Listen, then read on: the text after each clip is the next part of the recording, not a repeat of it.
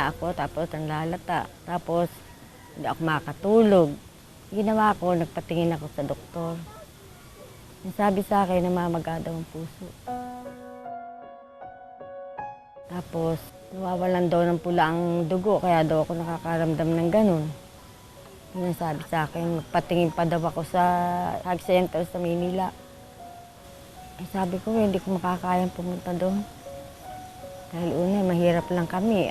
Katulong nga lang kami dito noon eh. Tagaluto, tagalinis nito.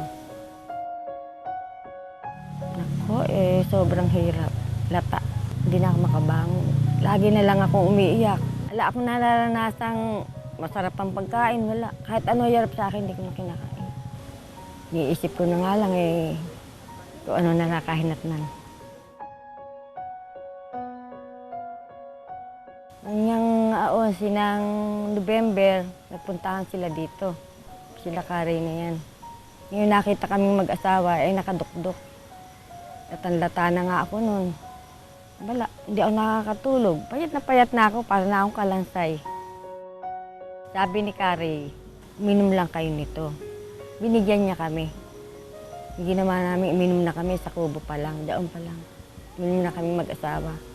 Kumuha siya ng dalawa, binigyan ako ng dalawa para inumin. Naramdaman ko malaki nang nagawa. Nakakatulog ako. Saka ako dumumi. Alam mo, idinumi ko parang uling. At ang ihi ko naman mahalay sa para sa dilaw na dilaw. Ganun inihi ko. Sa loob ng isang buwan, inihi ko lahat yun. Parang nalinis. Saka yung pag ko guminhawa ko, nawala yung parang naninikip sa dibdib. Masaya na ako. Dati hindi na ako nakapaghahanap buhay. Sa ngayon, meron na akong 2 buwang naghahanap buhay. Kaya napakalaking ginagawa sa amin. Sumaya na ako, masigla-masigla. Lagi na akong nagagawa. Kahit ang maglaba maghapon, di ko na iniinda. Ang inaano ko ngayon yung pagkain. Punong-puno na, gusto pa nang kumain. At sa patulog naman, kulang ang gabi. At sa tanghali pa.